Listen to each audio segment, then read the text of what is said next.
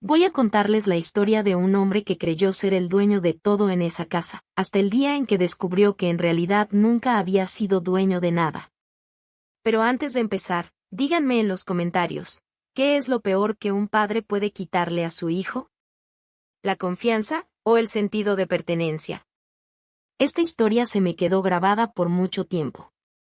La casa de la calle Willowbrook llevaba 3 años en silencio.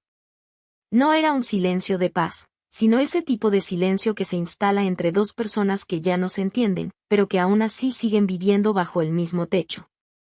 Yo, Elena, estaba sentada en la mesa de la cocina, con las manos apoyadas sobre la madera gastada, cuando mi padre, Garrett, dejó caer de golpe una carpeta manila frente a mí. «Hoy firmas esto», dijo. Miré los papeles, pero no los toqué. «El patrimonio de tu madre lleva demasiado tiempo estancado», continuó. «Firma tu parte a mi nombre para que pueda vender esta casa y seguir con mi vida». Por un momento me quedé mirándolo. 3 años atrás, cuando mi madre murió, pensé que el dolor lo había cambiado. Con el tiempo entendí que en realidad había revelado partes de él que yo nunca quise ver. «No», dije en voz baja. El aire de la habitación pareció congelarse. La mandíbula de Garrett se tensó. «¿Qué acabas de decir?» Dije que no.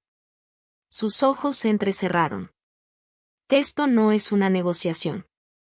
Tienes 24 años. Tú no necesitas esta casa». «Yo sí». Negué con la cabeza. «No voy a firmar nada». La ira que Garrett había estado conteniendo finalmente estalló. Apartó la silla de un empujón y se puso de pie tan rápido que el chirrido resonó por toda la cocina. «Entonces lárgate de mi casa», gritó. «Vete esta misma noche. Si no vas a firmar, ya no vives aquí. No te crié para que fueras tan egoísta». Esperaba sentirme destrozada cuando esas palabras por fin salieran de su boca. En cambio, sentí una extraña calma. Llevaba más tiempo del que él imaginaba preparándome para ese momento. Sin decir una palabra más, me levanté y subí las escaleras. 3 minutos después bajé cargando una sola maleta. Mi padre se quedó mirándola. «¿Ya estabas empacada?» Lo miré un largo instante. Estaba lista. Después caminé hacia la puerta principal sin mirar atrás, dejándolo solo en la casa que él creía enteramente suya. No conduje muy lejos después de salir de esa casa. A 3 cuadras, entré al estacionamiento de un pequeño complejo de apartamentos y me detuve en el mismo lugar que llevaba usando desde hacía más de un año. El motor seguía tibio, pero yo me quedé ahí, con las manos en el volante, mirando a través del parabrisas. Mi padre probablemente pensaba que yo no tenía a dónde ir. Seguramente imaginaba que pasaría la noche en casa de alguna amiga, lloraría un rato y volvería a disculparme. Siempre subestimó cuánto había planeado yo, cuánto tiempo llevaba preparándome para el día en que todo finalmente se rompiera. La verdad era que llevaba 18 meses alquilando ese apartamento. Lo pagaba con el sueldo de mi trabajo en la clínica veterinaria. Cada pago, cada depósito, cada factura, todo lo había manejado con cuidado sin que él lo supiera. No porque quisiera esconderme de mi padre, sino porque sabía que algún día necesitaría un lugar donde su ira no pudiera alcanzarme. Tomé mi maleta y subí las escaleras hasta el 2.º piso. El apartamento no era lujoso. Tenía un sofá gastado, una mesita de comedor y una cocina que casi nunca veía más que café y comida de microondas. Pero era mío. En cuanto entré, el silencio se sintió distinto al silencio de la casa de Willowbrook Lane. Ese no era el silencio de la tensión. Era el silencio de la libertad. Dejé la maleta junto al sofá y caminé hacia el refrigerador. Ahí, sostenida por un pequeño imán con forma de cardenal, había una fotografía. Mostraba a mi madre de pie frente a nuestra casa, años atrás, sonriendo con un brazo alrededor de mis hombros. Por un momento me quedé mirando su rostro. El dolor que había estado conteniendo toda la noche finalmente se instaló en mi pecho. «Lo siento, mamá», susurré. No porque me hubiera ido. No porque me hubiera negado a firmar. Lo sentía porque había pasado 3 años tratando de sostener algo que ya estaba roto. No me había quedado en esa casa porque necesitara a mi padre. Me había quedado porque creía que él me necesitaba a mí. Y ahora, sentada sola en mi apartamento, entendí algo doloroso. La persona a la que había estado protegiendo todos esos años jamás había comprendido el sacrificio que yo estaba haciendo. Mi padre no durmió esa noche. Al menos eso supe después. Después de que me fui, se quedó solo en la casa de Willowbrook Lane, convencido de que yo volvería antes del amanecer. Llevaba años creyendo que toda discusión terminaba de la misma manera, con él consiguiendo lo que quería. En su mente, esta vez no sería diferente. Se sentó en la sala con un vaso de whisky en la mano, mirando fijamente la puerta principal. Cada sonido de afuera le llamaba la atención.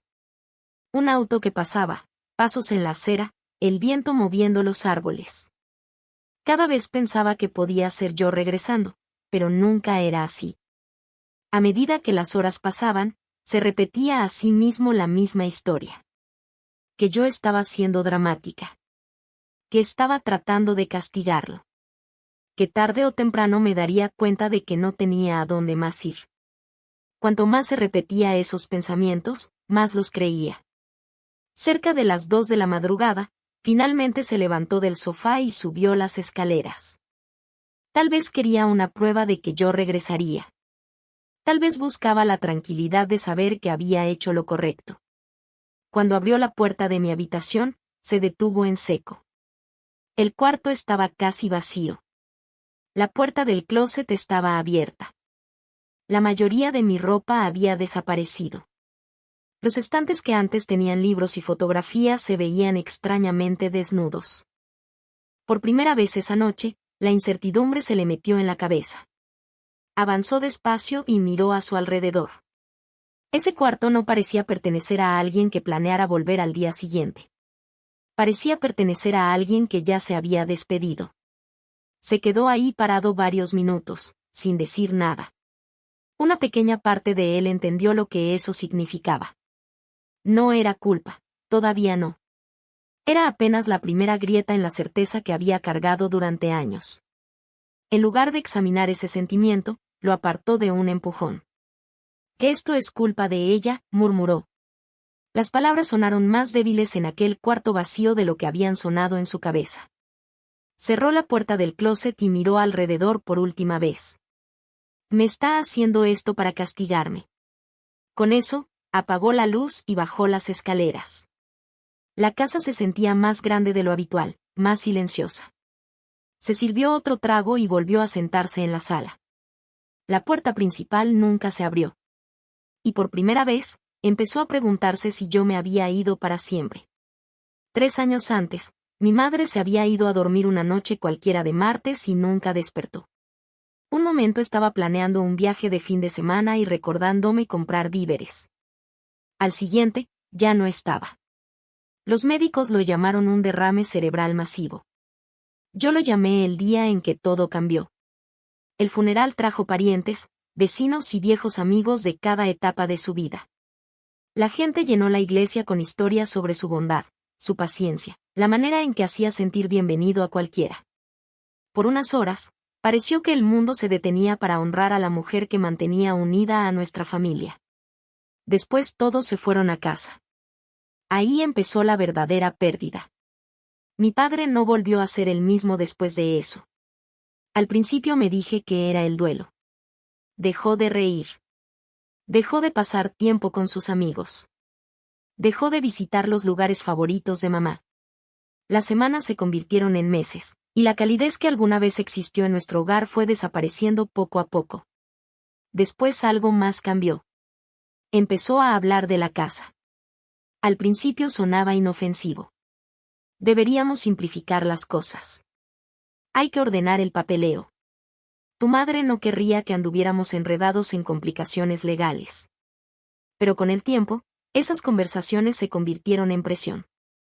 Una y otra vez ponía documentos frente a mí y me pedía que los firmara. Cada vez que yo hacía preguntas, las apartaba de un manotazo. No importa. Yo me encargo de todo. Puedes confiar en mí. Cuanto más presionaba, más incómoda me sentía yo. 2 meses después del funeral de mamá, estaba revisando su escritorio cuando encontré una carpeta escondida debajo de varios cuadernos viejos. Adentro había una copia de la escritura original de la propiedad. Casi no la miro, pero cuando lo hice, un detalle me llamó la atención de inmediato. La casa no estaba registrada únicamente a nombre de mi padre. El nombre de mi madre también estaba ahí. Me quedé mirando ese documento un largo rato. Cuando después le pregunté a mi padre al respecto, minimizó mis dudas. Es solo un tecnicismo, dijo. No tienes de qué preocuparte. Algo en su respuesta no me cuadraba. Unos días después, sin decirle nada, agendé una consulta con un abogado especializado en bienes raíces. Después de revisar los documentos, el abogado me miró directamente. Su madre tenía un interés legal en esta propiedad, explicó. Después de su fallecimiento, parte de ese interés pasó a formar parte de su patrimonio. Escuché con atención mientras me explicaba lo que eso significaba. Cuando salí de su oficina, yo sabía algo que mi padre no sabía, y decidí guardármelo para mí. La mañana después de haberme echado de la casa, mi padre despertó solo en la sala. El televisor seguía encendido, proyectando un resplandor pálido sobre la habitación. Un vaso vacío de whisky descansaba en la mesita de centro, junto a él. Por un momento miró alrededor confundido, tratando de recordar cómo había terminado durmiendo en el sofá. Después le volvió el recuerdo, la discusión, los papeles, mi negativa y, finalmente, las palabras que jamás podría retirar. Lárgate de mi casa. Se frotó la cara y se enderezó. La casa se sentía inusualmente quieta. Ningún paso arriba. Ningún ruido viniendo de la cocina. Ninguna señal de que alguien más viviera ahí. Durante años, mi presencia había sido parte del trasfondo de su vida. Rara vez la reconocía, pero siempre estaba ahí. Ahora ya no estaba. Caminó hacia la cocina y de inmediato notó mi taza de café en el fregadero. Era algo pequeño, pero se descubrió mirándola más tiempo del que esperaba. Después le llamó la atención la silla vacía en la mesa. Apenas 24 horas antes yo había estado sentada ahí. Ahora solo quedaba silencio. Ella va a volver, murmuró. Las palabras sonaron más a esperanza que a certeza. Preparó café y se sentó a la mesa. Cada pocos minutos miraba su teléfono esperando un mensaje o una llamada perdida. Nada aparecía. Pasó una hora, y después otra. Todavía nada. Una parte de él consideró llamarme, pero su orgullo se lo impidió. Buscarme significaría admitir que tal vez, solo tal vez, no era él la parte agraviada en todo esto. En cambio, se enfocó en otra cosa, la casa. Si podía demostrar que la propiedad le pertenecía por completo, entonces todo lo demás cobraría sentido. Yo entendería que estaba equivocada. Me disculparía. La situación se arreglaría sola. Al menos eso se decía a sí mismo. Decidido a encontrar pruebas, se dirigió hacia el cuarto de huéspedes que con los años se había convertido lentamente en un depósito. Cajas cubiertas de polvo se alineaban contra las paredes. Archiveros olvidados descansaban en las esquinas. Pasó la siguiente hora escarbando entre viejos registros, documentos de impuestos, pólizas de seguro y carpetas descoloridas. Finalmente, enterrada bajo una pila de papeles, encontró una carpeta etiquetada con marcador negro, casa, original. El corazón se le aceleró. Estaba seguro de que esa carpeta finalmente probaría que él había tenido razón todo el tiempo. La llevó hasta el escritorio y la abrió. Lo que encontró adentro fue el comienzo del derrumbe de todo lo que él creía entender. Mi padre la abrió esperando confirmación. En su mente, los documentos por fin probarían lo que había creído durante años, que la casa le pertenecía a él, y que yo había estado obstaculizando algo que era legítimamente suyo. En cambio, la primera página le revolvió el estómago. Era una copia de la escritura original de la propiedad. Se ajustó los lentes y la leyó una vez. Después la leyó otra vez, y una tercera. Las palabras seguían siendo las mismas. El nombre de mi madre aparecía en la parte superior del documento, no el suyo. Carol Presley figuraba como la propietaria principal cuando la propiedad fue comprada, décadas atrás. El nombre de mi padre aparecía como copropietario, pero el documento era mucho más complicado de lo que él se había convencido a sí mismo que era. Se dejó caer pesadamente en la silla. Esto no puede ser cierto, susurró. Durante varios minutos, revisó el resto de la carpeta, esperando encontrar otro documento que de alguna manera borrara lo que acababa de ver. Nada lo hizo. Cada página apuntaba a la misma realidad. La casa nunca le había pertenecido únicamente a él. Con las manos temblando, tomó el teléfono y llamó al abogado que había manejado gran parte del papeleo después de la muerte de mi madre. El abogado contestó tras unos cuantos tonos. Garrett, ¿en qué puedo ayudarte? Mi padre no perdió tiempo. Estoy mirando la escritura ahora mismo, dijo. Tiene que haber algún error. Hubo un breve silencio. ¿Qué error? En la casa. La propiedad de Carol. El reclamo de Elena. Nada de esto tiene sentido. El abogado suspiró. Garrett, ya hablamos de esto antes. No, no lo hicimos. Sí, lo hicimos. Hace 18 meses. Mi padre apretó el teléfono con más fuerza. El abogado continuó con cuidado. Cuando Carol falleció, su interés en la propiedad pasó a formar parte de su patrimonio. Elena heredó derechos legales conectados a ese patrimonio. Ella tiene todo el derecho de negarse a una venta. La habitación pareció dar vueltas a su alrededor. Nunca me lo explicaste así. Si te lo expliqué, respondió el abogado. Simplemente no quisiste escucharlo. Esas palabras golpearon más fuerte que cualquier discusión. Después de colgar, mi padre se quedó sentado en el suelo, junto al archivero. Durante años había tratado a su propia hija como un obstáculo entre él y lo que quería. Ahora enfrentaba una verdad que ya no podía ignorar. Yo no había estado impidiéndole vender la casa. Yo había tenido el poder de detenerlo todo este tiempo, y él me había echado sin siquiera darse cuenta. Por primera vez desde que me fui, el miedo empezó a reemplazar la certeza. El resto de ese día se convirtió en una búsqueda desesperada de respuestas. Después de hablar con el primer abogado, mi padre contactó a otros 3, convencido de que alguno le diría lo que quería escuchar. Explicó la situación una y otra vez, esperando cada vez un resultado distinto. Las respuestas nunca cambiaron. Todos los abogados confirmaron lo mismo: yo era legalmente dueña de un interés en la casa. Siempre lo había sido. Sin mi cooperación, ninguna venta podía avanzar. Para media tarde, la confianza que lo había sostenido durante los últimos 3 años había desaparecido.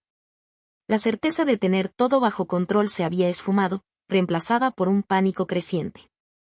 Por primera vez, me llamó. Cuando vi su nombre aparecer en mi teléfono, simplemente me quedé mirando la pantalla. No contesté. Unos minutos después, volvió a llamar. Y otra vez. Y otra vez más. Cada llamada terminaba en el buzón de voz. Pronto empezaron a llegar mensajes. Elena, llámame. Necesitamos hablar. Por favor, contesta. Las peticiones se volvían más urgentes con cada intento, pero después de todo lo que había pasado, yo no estaba lista para escuchar su voz. De vuelta en la casa, mi padre siguió buscando algo que le diera sentido a la situación. Subió las escaleras y terminó parado frente a la puerta de mi habitación. El cuarto se sentía más vacío que antes. Esta vez, sin embargo, no buscaba pruebas de que tenía razón. Buscaba pruebas de que no estaba completamente equivocado. Abrió cajones y revisó estantes hasta que notó una carpeta empujada al rincón trasero de mi closet, detrás de una vieja caja de almacenamiento. Con curiosidad, la sacó. Adentro había copias de documentos legales, registros del proceso sucesorio, información de la propiedad, secciones subrayadas de la escritura original. El corazón se le aceleró mientras pasaba página tras página. Después encontró notas escritas a mano. Mis notas. Una entrada, escrita apenas unos meses después de la muerte de mamá, le llamó la atención de inmediato. Se sentó al borde de la cama y comenzó a leer. Las palabras explicaban que yo había descubierto la verdad sobre la casa años atrás. Que sabía exactamente cuáles eran mis derechos. Que sabía que podía enfrentarlo legalmente si quería, pero no lo había hecho. No por miedo, sino porque él seguía siendo mi padre. Página tras página revelaba lo mismo, yo me había quedado en esa casa para protegerlo. Había tolerado la presión, la manipulación, las exigencias interminables, porque creía que mamá habría querido que yo le mostrara compasión. Mientras esa realidad se asentaba en él, mi padre bajó los papeles y hundió el rostro entre las manos. Por primera vez entendió que la persona a la que había tratado como enemiga había estado protegiéndolo todo ese tiempo. A la mañana siguiente fui a trabajar como si nada hubiera pasado. Los animales no sabían que mi vida había cambiado. Los perros seguían ladrando impacientes desde sus jaulas. Los gatos seguían observando a todos con ojos desconfiados. La agenda se llenó de citas, los teléfonos sonaban sin parar y mis compañeros hablaban de cosas normales, planes de fin de semana, compras del supermercado. Una parte de mí lo agradecía. La vida normal me mantenía en movimiento cuando mis pensamientos querían arrastrarme hacia atrás. Atendí pacientes, limpié salas de examen y me concentré en cada tarea que pude encontrar. Mientras me mantuviera ocupada, no tenía que pensar en mi padre, solo en esa casa. Pero era imposible evitarlo por completo.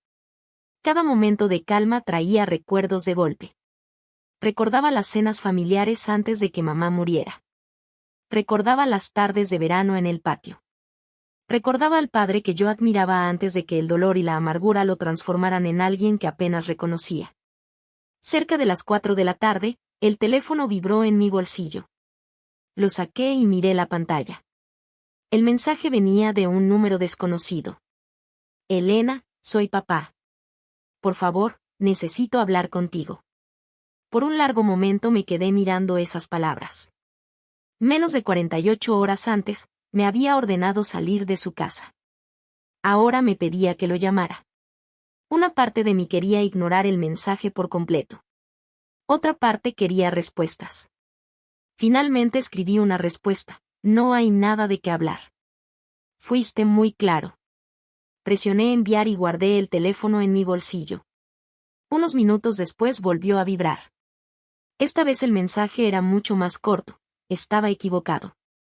Leí esas palabras varias veces. Deberían haberme dado satisfacción. Durante años había querido que él reconociera lo que estaba haciendo. Había querido que viera la presión, la manipulación, el daño que seguía causando.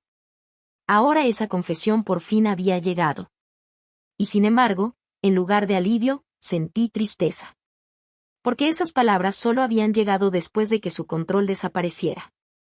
Solo después de conocer la verdad. Solo después de darse cuenta de que necesitaba algo de mí. Me quedé sola en la sala de descanso, mirando la pantalla. Tal vez de verdad se arrepentía de lo que había hecho. Tal vez por fin entendía. Pero entender no borraba 3 años de daño. No devolvía la confianza. Y no cambiaba el hecho de que, cuando me dijo que me fuera, una parte de mí había comprendido que ya no tenía un hogar ahí. Bloqueé el teléfono y lo guardé. Pasara lo que pasara después, yo todavía no estaba lista para responderle. 3 días después de irme de Willowbrook Lane, tomé una decisión que me sorprendió hasta a mí misma. Me senté sola en la mesita de mi apartamento, con una pila de documentos frente a mí. Al lado descansaba una taza de café que ya se había enfriado hacía rato. Durante horas miré los papeles, leyendo cada línea con cuidado. Legalmente tenía opciones. Podía forzar negociaciones. Podía exigir una compensación. Podía conservar mi parte de la propiedad de manera indefinida. Después de todo lo que había pasado, nadie me habría culpado. Pero cuanto más lo pensaba, más entendía que esa casa nunca había sido lo que yo quería. La casa era solo un símbolo. Lo que en verdad había querido todos esos años era un padre que se preocupara más por mí que por un pedazo de propiedad, y ningún documento legal podía darme eso. Para el final de la tarde, ya había tomado mi decisión. Me reuní con un abogado, firmé el papeleo necesario y lo hice notariar todo. Los documentos de transferencia le daban a mi padre la propiedad completa de la casa. Sin condiciones. Sin exigencias. Sin pelea.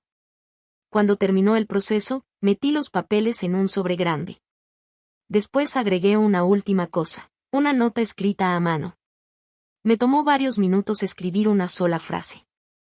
Cuando terminé, sellé el sobre y organicé que un mensajero lo entregara. A la mañana siguiente, mi padre respondió a un golpe en la puerta principal. Firmó por el paquete sin saber qué contenía. Solo después de volver a la mesa de la cocina lo abrió. En el momento en que vio los documentos, se quedó paralizado. Página tras página confirmaba lo mismo, yo le estaba entregando mi parte de la propiedad, completa, permanentemente. Pasó a la última página y encontró la nota adjunta cerca del final. Sus ojos se detuvieron en esa frase escrita a mano, no quería la casa. Quería un padre. Esas palabras golpearon más fuerte que cualquier demanda legal. Las leyó una vez, después otra, y otra más. La cocina quedó en absoluto silencio. 3 años de discusiones de pronto se veían diferentes. 3 años de presión de pronto se sentían crueles. Durante años había creído que estábamos peleando por una casa, pero sentado ahí solo, mirando mi letra, finalmente entendió la verdad. Yo nunca había estado tratando de quitarle algo. Yo había estado esperando que él eligiera nuestra relación por encima de su orgullo. En cambio, me había alejado hasta que ya no quedó nada de qué sostenerse. Los documentos le dieron exactamente lo que quería. Y sin embargo, sentado en esa mesa, nunca había sido tan consciente de todo lo que había perdido. Mi padre presentó los documentos de transferencia a la mañana siguiente. El proceso fue sencillo. Unas cuantas firmas, unos sellos oficiales, una breve visita a la oficina del condado. Cuando terminó, la casa de Willowbrook Lane le pertenecía por completo. Era todo lo que había pasado años tratando de conseguir. Y sin embargo, mientras manejaba de regreso a casa, no lo esperaba ninguna sensación de victoria. Solo silencio. Los días se convirtieron en semanas. Las semanas se convirtieron en meses. La casa se quedó exactamente igual. Nunca la vendió. Nunca la remodeló. Nunca empezó el nuevo comienzo que había dicho querer con tanta desesperación.